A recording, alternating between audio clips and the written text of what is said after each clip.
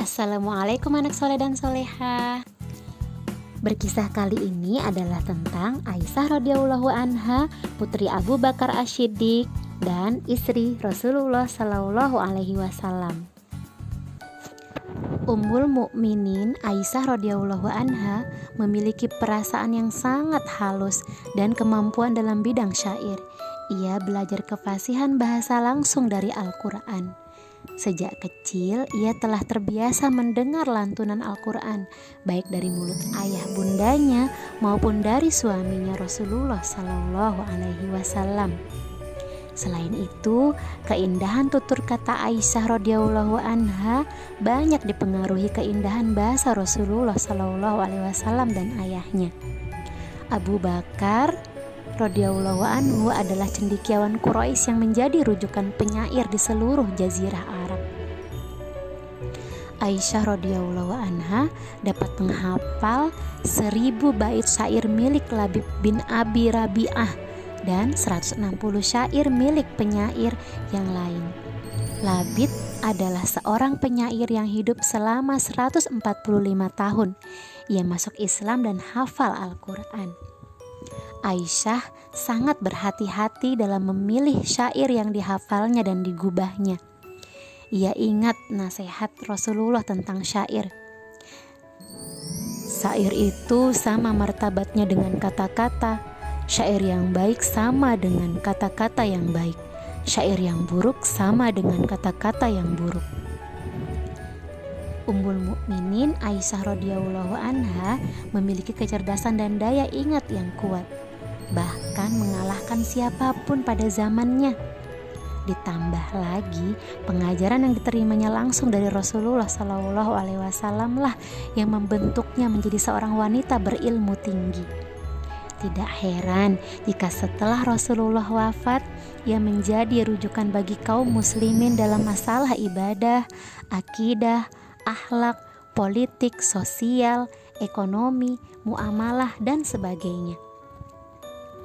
Pernah suatu kali Aisyah haid. Rasulullah mengajarkan Aisyah cara mensucikan kain yang terkena darah. Setelah itu diberikan kembali kepada Aisyah untuk dikenakannya lagi. Pakaian itu pun boleh dipakai sewaktu sholat ketika masa suci tiba. Itulah cikal bakal ilmu fikih wanita yang kita pelajari saat ini. Sumbernya jelas dari Rasulullah dan disaksikan oleh Ummul Mukminin Aisyah radhiyallahu anha. Inilah salah satu hikmah mengapa Allah memilih Aisyah menjadi pendamping Rasulullah Shallallahu Alaihi Wasallam di dunia dan di akhirat, karena banyak ilmu fikih terkait dengan wanita. Aisyah adalah seorang yang zuhud dan dermawan. Pernah suatu kali ia hanya memiliki satu baju saja. Ketika baju itu sudah kotor, ia mencucinya. Ketika kering, ia kenakan kembali. Kedermawanan Aisyah pun pernah dilihat oleh Urwah bin Zubair, seorang keponakan sekaligus muridnya.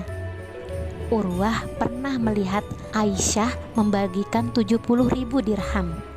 Padahal Aisyah saat itu memakai baju tambalan. Tidak ada harta yang bertahan lama di tangannya, melainkan langsung disedekahkan. Itulah Ummul Mukminin Aisyah. Meskipun memiliki ilmu yang tinggi, tetapi semua itu tidak menjadikannya sombong. Ia tidak pernah lupa untuk bersedekah. Ketika memberikan pelajaran agama kepada masyarakat, ia senantiasa menjaga dirinya dengan adab yang sesuai dengan syariat Islam. Pernah seorang buta datang untuk belajar kepadanya. Kemudian Aisyah menemuinya dengan berhijab. Orang buta itu berkata, "Engkau berhijab dariku, padahal aku tidak melihatmu." Aisyah menjawabnya dengan lugas, "Engkau tidak melihatku, tetapi aku bisa melihatmu." Aisyah beribadah sebagaimana ibadah yang dilakukan oleh Rasulullah. Ia banyak melakukan sholat, terutama sholat malam. Ia melakukan puasa, sehari puasa dan sehari tidak, yang disebut dengan puasa Daud.